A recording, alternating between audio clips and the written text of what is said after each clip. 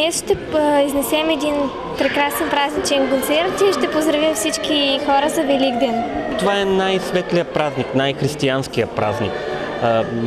Всички хора трябва да бъдат добри, не само по празници, не само да се правят благотворителни дейности, трябва да се прави през цялата година, да се помагат на хората.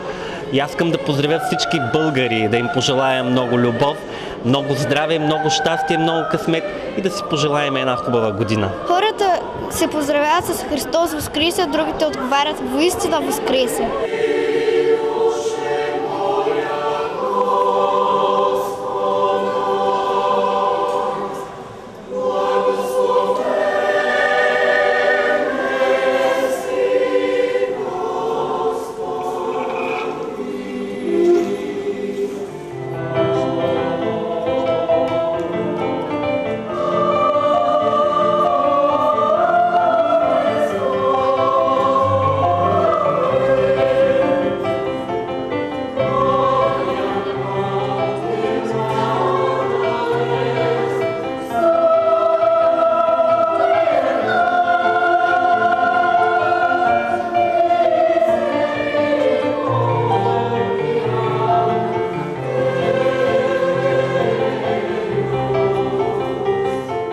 Пожелавам на абсолютно всички най-важните неща за съществуването на това е здравето, любовта, вярата и духовното ни развитие да бъде на по-голяма висота, защото има опадък. Да сме живи и здрави, да имаме много късмет, цялата студия. Искам да пожелая на всички хора Христос Възкресе, да са живи и здрави.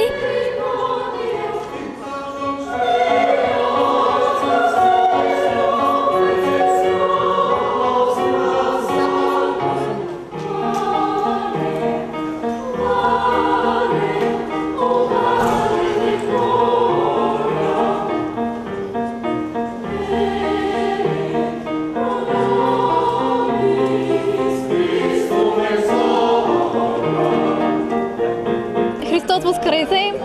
Желая на всички да са здрави, както знаете, това е най-важното, всеки си го пожелава. И искам да кажа, че за нас е невероятно удоволствие да пеем именно на този светъл християнски празник. Бъдете здрави! На всички русенци Христос Воскресе! Много здраве, много любов и всичко, което правят, да го правят отговорно от тук нататък.